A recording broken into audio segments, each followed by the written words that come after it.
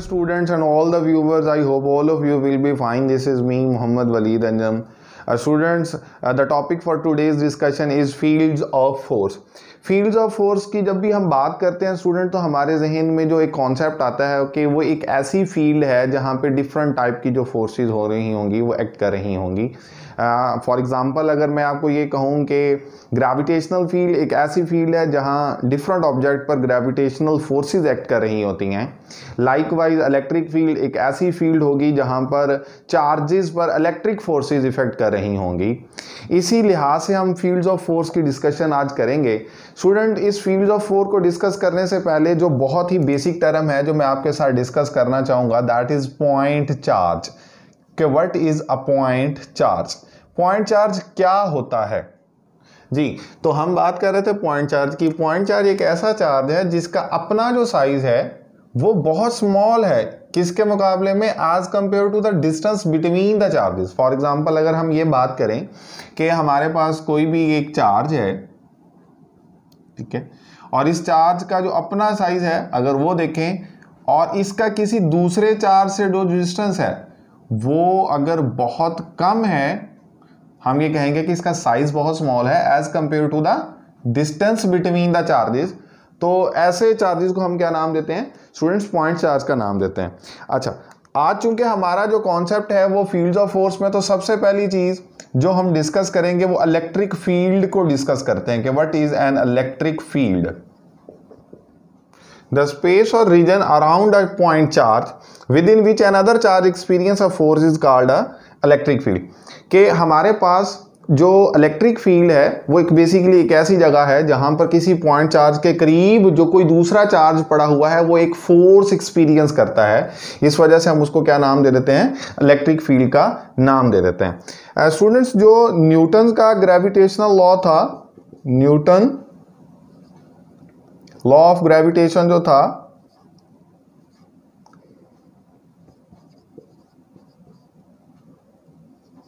वो हमें क्या बताता था?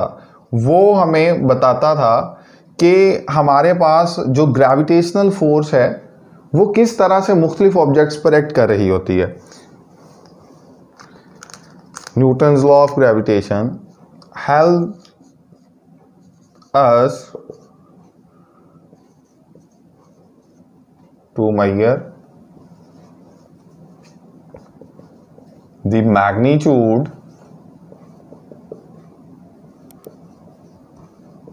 and direction of gravitational force while Coulomb's law, which we have discussed earlier, help us to understand what? जी स्टूडेंट्स, आपको ये पता है Coulomb's law हमें किस बारे में बताता है? To measure the magnitude and direction between the charges. To measure the magnitude and direction of electric force between charges।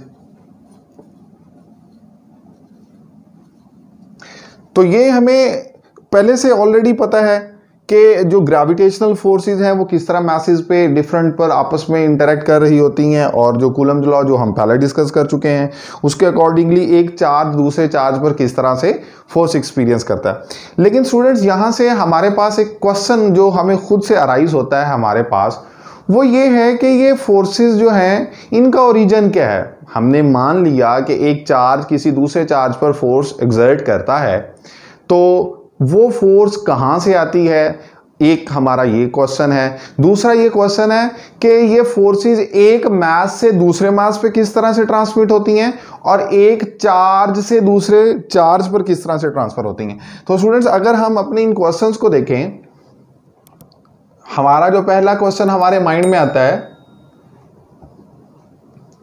कि what is the origin of these forces, कि इन फोर्सेस का, किन फोर्सेस का, ग्रेविटेशनल फोर्स का और electric force का, इनका origin क्या है। अच्छा, ओरिजिन से हम इसका जो आंसर लेते हैं, साइंटिस्ट अभी भी इसी खोज में हैं, इनकी अभी तक हमारे पास कोई एग्जैक्ट हमारे पास रीजनिंग नहीं है, तो हम ये कहते हैं कि ये हमारे पास क्या है, बेसिक फोर्सेस ऑफ नेचर, ये नेचर की बेसिक फोर्सेस है। दूसरा क्वेश्चन जो स्टूडेंट्स हमारे माइंड में आता है वो क्या था कि how these forces are transmitted from one mass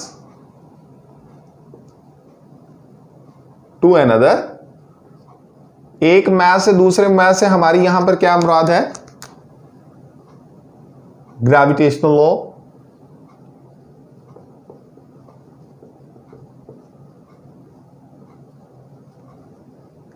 and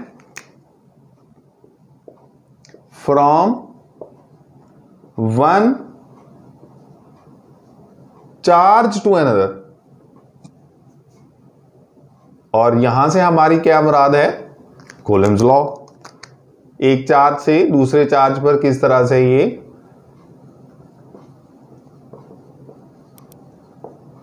transmitted होती हैं। तो स्टूडेंट अगर हम इनकी ट्रांसमिशन की बात करें तो यहां पर हमारे पास ये एग्जैक्ट कॉन्सेप्ट आ चुका है, ये जानने के लिए कि ये एक जगह से दूसरी जगह पर किस तरह से इफेक्ट कर रही हैं, कैसे ट्रांसमिट होती हैं, इसको जानने के लिए माइकल फैराडे ने एक कॉन्सेप्ट दिया। माइकल फैराडे ने ये कॉन्सेप्ट दिया कि एक इंट्रिंसिक प्रॉपर्टी है किसकी, नेचर की, कि एक इलेक्ट्रिक फील्ड एग्जिस्ट करती है किसके अराउंड, हमेशा एक चार्ज के अराउंड एक इलेक्ट्रिक फील्ड एग्जिस्ट करती ही करती है। फॉर एग्जांपल अगर मैं ये कहता हूं कि हमारे पास कोई भी एक चार्ज है, हम उसे कह देते हैं कि वो, सपोज मैं लिख देता हूं क्यू कोई भी एक चार्ज है, तो ये इसकी एक इंट्रिंसिक प्रॉपर्टी है कि इसके गिर्द एक इलेक्ट्रिक फील्ड एक्ट करेगी ही करेगी या अपीयर होगी ही होगी। यहां पर उसको रिप्रेजेंट करने के लिए हम यहां पर डॉट्स लगा देते हैं कि इस चार्ज के सराउंडिंग रीजन में एक इलेक्ट्रिक फील्ड अपीयर हो रही है। अगर हम इस बात को ही कंटिन्यू करें तो हमने यहां पर ये लिखा है कि charge produces an electric field, कि यही जो चार्ज था ये एक इलेक्ट्रिक फील्ड प्रोड्यूस कर रहा है, और ये जो इलेक्ट्रिक फील्ड प्रोड्यूस कर रहा है अपने सराउंडिंग रीजन में वो किस फॉर्म में करेगा, in the form of a sphere. वो एक स्फीयर की फॉर्म में अपने सराउंडिंग रीजन में एक इलेक्ट्रिक फील्ड प्रोड्यूस कर लेता है। अच्छा, अगर हमने ये देखना है कि ये जो इस चार्ज की इलेक्ट्रिक फील्ड है जो कि बज़ाहिर हमें नज़र तो नहीं आ रही, इसको अगर हम टेस्ट करना चाह रहे हैं कि इसके सराउंडिंग रीजन में इलेक्ट्रिक फील्ड है भी या नहीं है, तो उसके लिए हमें क्या करना पड़ेगा, उसके लिए हमें इस चार्ज को टेस्ट चूंकि करना है इसकी इलेक्ट्रिक फील्ड को, तो हमें इसके गिर्द एक, इसके अबाउट एक टेस्ट चार्ज लाना पड़ेगा। टेस्ट चार्ज बेसिकली क्या है, यूनिट पॉजिटिव चार्ज है। हम ये क्या करेंगे कि एक यूनिट पॉजिटिव चार्ज जिसको हम नाम दे देते हैं क्यू नॉट का,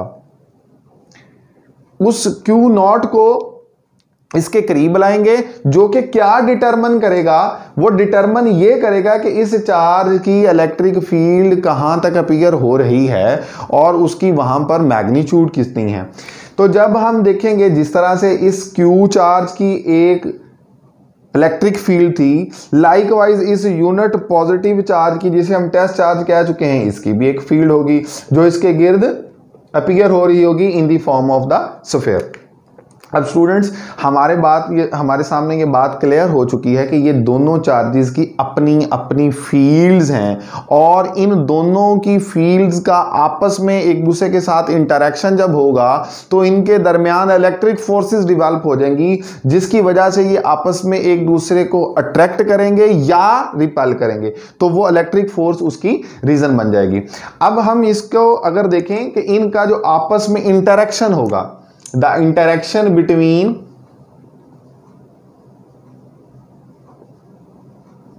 Q and Q naught, हम इसको थोड़ा सा एक्सप्लेन करते हैं। इसके एक्सप्लेनेशन में अगर हम देखें तो ये चार्ज जो Q था इसकी एक फील्ड है, ये जो Q नॉट है इसकी भी एक फील्ड है, ये हमारा क्या है, ये हमारा टेस्ट चार्ज है जो कि बेसिकली किस लिए इस्तेमाल किया जा रहा है, जो इस चार्ज की इलेक्ट्रिक फील्ड को टेस्ट करने के लिए हम इस्तेमाल कर रहे हैं। स्टूडेंट किसी भी चीज़ को मेजर करने के लिए या उसकी टेस्टिंग के लिए हमें कोई डिवाइस रिक्वायर होती है। जैसे कि अगर हम ये कहें कि अगर आपने अपनी बॉडी का टेम्परेचर चेक करना है तो इसके लिए आपको थर्मामीटर की ज़रूरत होगी। वो थर्मोमीटर बेसिकली क्या करेगा, वो आपके बॉडी के टेम्परेचर को मेजर करेगा। लाइकवाइज किसी भी चार्ज की इलेक्ट्रिक फील्ड को मेजर करने के लिए हमें क्या करना पड़ेगा, एक टेस्ट चार्ज का इस्तेमाल करना पड़ेगा। वो टेस्ट चार्ज उसकी इलेक्ट्रिक फील्ड के बारे में हमें बताएगा। जब यहाँ पर अगर आप देखें तो ये दोनों चार्जेस आपस में इनकी जो इलेक्ट्रिक फील्ड्स हैं वो इंटरेक्ट कर रही हैं। जैसे ही ये दोनों इलेक्ट्रिक फील्ड्स इंटरेक्ट करेंगी तो इनके दरमियान में जो फोर्सेस हैं वो डिवेल्प हो जाएंगी, जो इनको आपस में एक दूसरे के करीब लाएंगी या एक दूसरे से दूर लेकर जाएंगी। तो स्टूडेंट्स यहाँ तक हमारे पास इसका ये कॉन्सेप्ट क्लियर हो चुका है। इसके बाद हम डिस्कस करेंगे इलेक्ट्रिक इंटेंसिटी। इलेक्ट्रिक इंटेंसिटी हमारे पास क्या है, electric force per unit test charge या पॉजिटिव चार्ज। अगर हम इसके मैथमेटिकल फॉर्म देखें तो इसी डेफिनेशन को समझने में आसानी हो जाएगी।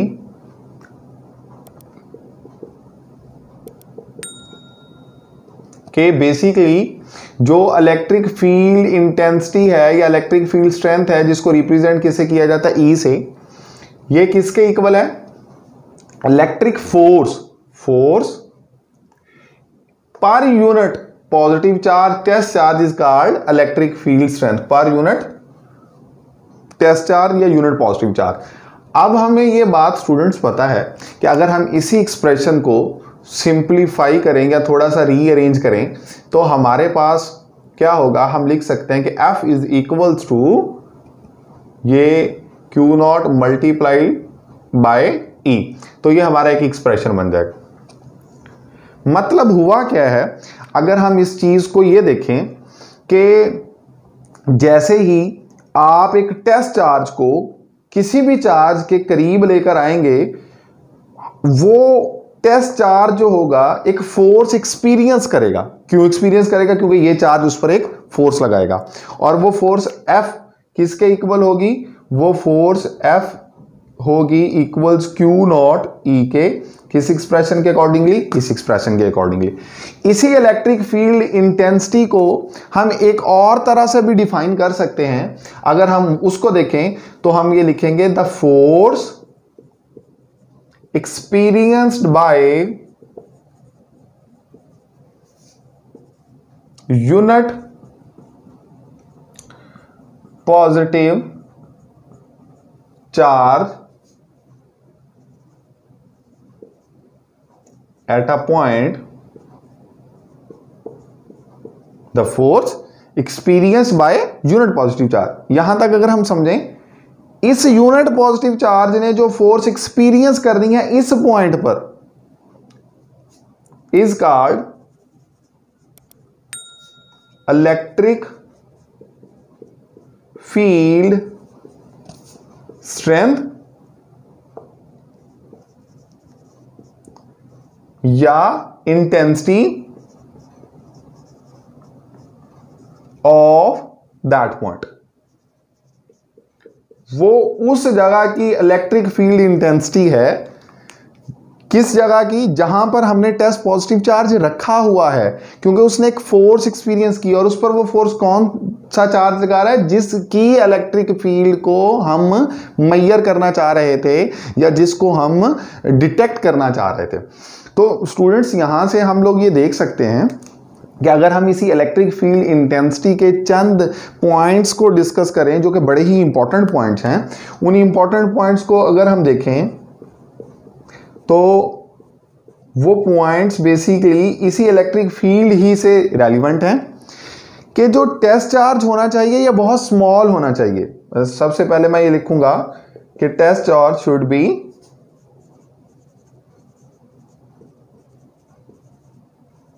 स्मॉल, कि इस टेस्ट चार्ज को स्मॉल होना चाहिए। क्यों होना चाहिए स्मॉल? स्मॉल इसलिए होना चाहिए क्योंकि अगर ये चार्ज बहुत बड़ा होगा तो इस चार्ज की इलेक्ट्रिक फील्ड इस चार्ज की इलेक्ट्रिक फील्ड को क्या कर सकती है? डिस्टर्ब कर सकती है। तो हम सिर्फ ये, because we are using this unit positive charge only for testing, हमारा मकसद ये है कि हम ये डिटेक्ट करना चाह रहे हैं कि यहां पर कोई इलेक्ट्रिक फील्ड मौजूद है या नहीं है। फॉर एग्जाम्पल, इसको समझने के लिए मैं आपको एक छोटी सी एग्जाम्पल देता हूं। हमने देखा होगा, बचपन में हम खेलते भी रहे हैं इस तरह से कि अगर हमारे पास कोई से दो मैग्नेट्स हैं, अब जारी सी बात है वो जो मैग्नेट्स हैं उनकी मैग्नेटिक फील्ड्स हैं लेकिन वो बज़ाहिर हमें नज़र नहीं आ रही होती। अगर उन दो मैग्नेट्स को आप एक दूसरे से दूर रखते हैं तो शायद वो आपस में एक दूसरे पर कोई फोर्स ना लगाएं। Quite possible. उसकी रीजन क्या है? उसकी रीजन ये है कि उन दोनों मैग्नेट की जो मैग्नेटिक फील्ड्स हैं उनका आपस में इंटरेक्शन अभी डेवलप नहीं हुआ। तो फिर हम क्या करते थे? हम एक मैग्नेट को मूव करना शुरू कर देते थे किसी दूसरे मैग्नेट की तरफ स्लोली, और किसी एक पॉइंट पर अचानक से क्या होता था कि वो दोनों मैग्नेट एक दूसरे की तरफ अट्रैक्ट हो जाते थे। तो हम वहां से ये कॉन्सेप्ट समझ सकते हैं कि इस जगह पर जहां पर हमने टेस्ट चार्ज रखा हुआ है, अगर वहां पर कोई इलेक्ट्रिक फील्ड नहीं है तो ये चार्ज इस पर कोई फोर्स नहीं लगाएगा और ये भी कोई फोर्स एक्सपीरियंस नहीं करेगा। लेकिन अगर हम उसको थोड़ा और उसके करीब लेकर जाएंगे तो हमारे पास वो चार्ज एक फोर्स एक्सपीरियंस करेगा। तो जितनी वो फोर्स एक्सपीरियंस करेगा उतनी ही वहां पर इलेक्ट्रिक फील्ड की स्ट्रेंथ होगी। अगर ये चार्जेस टेस्ट चार्ज किसी भी चार्ज से ज्यादा फासले पर पड़ा होगा तो वहां पर फील्ड की स्ट्रेंथ कम होगी। जैसे जैसे हम इसको करीब लेकर आते जाएंगे तो उस जगह पर मौजूद जो फील्ड होगी उसकी स्ट्रेंथ बढ़ती जाएगी। इसको समझने के लिए हम एक शॉर्टकट डेवलप करते हैं और वो शॉर्टकट ये है कि डेंसिटी ऑफ डॉट्स जो हमें इस डायग्राम में नजर आ रही है, that is basically directly proportional to strength of the field. वो फील्ड की स्ट्रेंथ के डायरेक्टली प्रोपोर्शनल है। कैसे? अगर हम चार्ज के नियर बाय रीजन को देखें तो वहां पर जो डॉट्स हैं उनकी स्ट्रेंथ ज्यादा है, उनकी तादाद ज्यादा है, हमें दिखने में भी नजर आ रही है। जैसे जैसे हम इससे दूर चलते जाएंगे वही जो डॉट्स हैं वो एक दूसरे से दूर होते जाते हैं। हम इसको एक और अच्छे अंदाज में समझ सकते हैं। वो कैसे?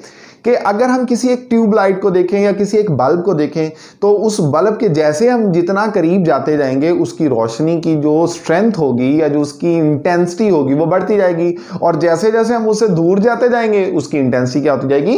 कम होती जाएगी। ये बिल्कुल उसी लिहाज से है कि जैसे ही डेंसिटी ऑफ द डॉट्स ज्यादा होगी वहां पर फील्ड भी स्ट्रॉन्गर होगी। और अगर हम स्टूडेंट्स यहां से इस इलेक्ट्रिक फील्ड इंटेंसिटी के यूनिट को देखें तो यूनिट से हमारे पास बात ये देखें, इलेक्ट्रिक फील्ड इंटेंसिटी किसके इक्वल थी? F/Q0। हमें पता है कि जो फोर्स है उसका यूनिट क्या है? उसका यूनिट है न्यूटन, और जो चार्ज है उसका यूनिट क्या है? कूलम। तो हमारे पास जो इलेक्ट्रिक फील्ड इंटेंसिटी का यूनिट होगा वो क्या होगा? न्यूटन पर कूलम होगा। इसी तरह से हमारे पास जो नेक्स्ट इंटेंसिटी की हमने डिस्कशन करनी है, electric intensity due to a point charge, अब हम वो करते हैं। इसके बाद हमारे पास जो नेक्स्ट आ जाता है वो क्या आ जाता है कि जो इलेक्ट्रिक फील्ड इंटेंसिटी है E, ये बेसिकली क्या है? ये एक वेक्टर क्वांटिटी है और इसकी डायरेक्शन वही है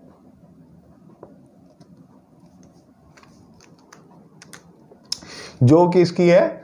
जो हमारे पास फोर्स की डायरेक्शन, क्योंकि फोर्स ही की डायरेक्शन में इलेक्ट्रिक फील्ड इफेक्ट करेगी। अब हमारे पास electric intensity due to point charge, इसका अगर हम मैथमेटिकल वर्जन फाइंड आउट करना चाहें तो हम ये कहते हैं कि सपोज हमारे पास कोई भी एक चार्ज है Q, ये कोई भी चार्ज Q है और ये हमारा टेस्ट चार्ज Q0 है। अगर हम इस टेस्ट चार्ज Q0 को इसके करीब यहां पर रखेंगे तो बेसिकली हम इस टेस्ट चार्ज को क्यों प्लेस कर रहे हैं, क्योंकि हम इस पॉइंट पर इस चार्ज Q की क्या फाइंड आउट करना चाह रहे हैं, इलेक्ट्रिक इंटेंसिटी या इलेक्ट्रिक फील्ड की स्ट्रेंथ फाइंड आउट करना चाह रहे हैं। अभी हम पढ़कर ये आ चुके हैं कि जो इलेक्ट्रिक फील्ड की स्ट्रेंथ है वो क्या है, force per unit test charge. अब इन दोनों चार्जेस के दरमियान में अगर हम देखें, सेंटर टू सेंटर एक लाइन ज्वाइन करें, जो कि बेसिकली कॉलम्स लॉ के अकॉर्डिंगली कल हम पढ़ चुके हैं कि इनके दरमियान फासला कितना है। अगर सपोज मैं ये कहता हूं कि वो डिस्टेंस इनके दरमियान में है r, तो इन दोनों चार्जेस की आपस में जो इलेक्ट्रोस्टैटिक फोर्स है, जिसको हम म्यूचुअल फोर्स का नाम दे चुके हैं, वो किस तरह से फाइंड आउट करेंगे कॉलम्स लॉ से। वो फोर्स F किसके इक्वल होगी, that will be equals to K Q0 over R square. और अगर हम यहां पर K की वैल्यू पुट कर दें तो वो क्या हो जाएगी, 1/4 pi epsilon not Q0 over R square. और अगर हम इसी की वेक्टर पॉइंट ऑफ व्यू से देखें तो F इक्वल्स टू, तो हमें साथ में इसकी डायरेक्शन को रिप्रेजेंट करने के लिए R यूनिट वेक्टर का इस्तेमाल करना पड़ेगा। अब R यूनिट वेक्टर क्या था, ये एक ऐसा वेक्टर है जो डायरेक्ट कर रहा है या अपनी डायरेक्शन बता रहा है, कहां से कहां तक, from Q to Q0। Unit vector directed from Q to Q0, ये Q से Q0 की तरफ डायरेक्ट किए हुए। ये वो फोर्स है जो इन दोनों चार्जेस के दरमियान में एक्ट कर रही है। अगर हम इसकी वैल्यू को इस इक्वेशन में पुट कर दें और इस इक्वेशन को मैं नाम दे दूं इक्वेशन नंबर 1 का, तो हमारे पास रिजल्ट क्या आएगा, हमारे पास रिजल्ट आ जाएगा E is equals to, this equation 1 can be written as 1/Q0 into F। और हम यहां पर 1/Q0 और F की वैल्यू प्लेस कर देंगे, वो क्या है, 1/4 pi epsilon not Q0 over R square into R unit vector. अब यहां पर अगर हम देखें तो ये हमारे पास डिनोमिनेटर में जो Q0 है और ये जो न्यूमरेटर में Q0 है, ये कैंसल आउट हो जाएंगे और हमारा रिजल्ट या एक्सप्रेशन क्या बन जाएगा, इसकी जगह पर हम लिख सकते हैं 1/4 pi epsilon not into Q over R square R unit vector. This expression can be written as K Q over R square into R unit vector. ये हमारे पास इलेक्ट्रिक फील्ड इंटेंसिटी की जो इक्वेशन आ जाएगी। और अगर हम इसकी मैग्नीट्यूड की बात करें तो मैग्नीट्यूड हमारे पास क्या आएगी, इसी एक्सप्रेशन को अगर हम देखें और हम इसकी बात करें अगर मैग्नीट्यूड की, इलेक्ट्रिक फील्ड स्ट्रेंथ की या इलेक्ट्रिक इंटेंसिटी की, तो वो किसके इक्वल होगी, K Q over R square. अब स्टूडेंट्स ये देखें कि हमारे पास जो इलेक्ट्रिक फील्ड इंटेंसिटी है वो इस एक्सप्रेशन से इनवर्सली प्रोपोर्शनल है किसके, R स्क्वायर के। इस एक्सप्रेशन से हमें क्या पता चलता है, इस एक्सप्रेशन से हमें यह पता चलता है कि अगर ये फासला R जो कि Q और Q0 के दरमियान में है ये ज्यादा होगा, यानी कि टेस्ट चार्ज इससे ज्यादा फासले पर पड़ा है, तो इनके दरमियान में जो फोर्स होगी वो भी कम होगी और जो इंटेंसिटी होगी उस पॉइंट पर इस चार्ज Q की वो भी क्या होगी, कम होगी। जैसे जैसे हम इस Q0 को इसके करीब लेकर जाएंगे, फॉर एग्जाम्पल अगर हम इसी Q0 को यहां से यहां ले आए तो इस जगह पर जो इंटेंसिटी थी, चूंकि पहले फासला ज्यादा था और R वेरी कर रहा है इनवर्सली टू ई, तो फासला जैसे हम कम करेंगे, क्योंकि हम टेस्ट चार्ज को यहां से उठाकर यहां पर ले आए हैं, तो इस पोजीशन पर चूंकि इनके दरमियान जो फासला होगा वो क्या हो जाएगा, कम हो जाएगा पहले की निस्बत। और जैसे आप देख सकते हैं कि डिस्टेंस इनके दरमियान कम होगा तो इलेक्ट्रिक फील्ड इंटेंसिटी की जो वैल्यू है या स्ट्रेंथ है वहां पर क्या हो जाएगी, बढ़ जाएगी। I hope you really enjoyed this lecture. This will be interesting lecture for you. Student, please don't forget to like and subscribe our channel. Thank you very much.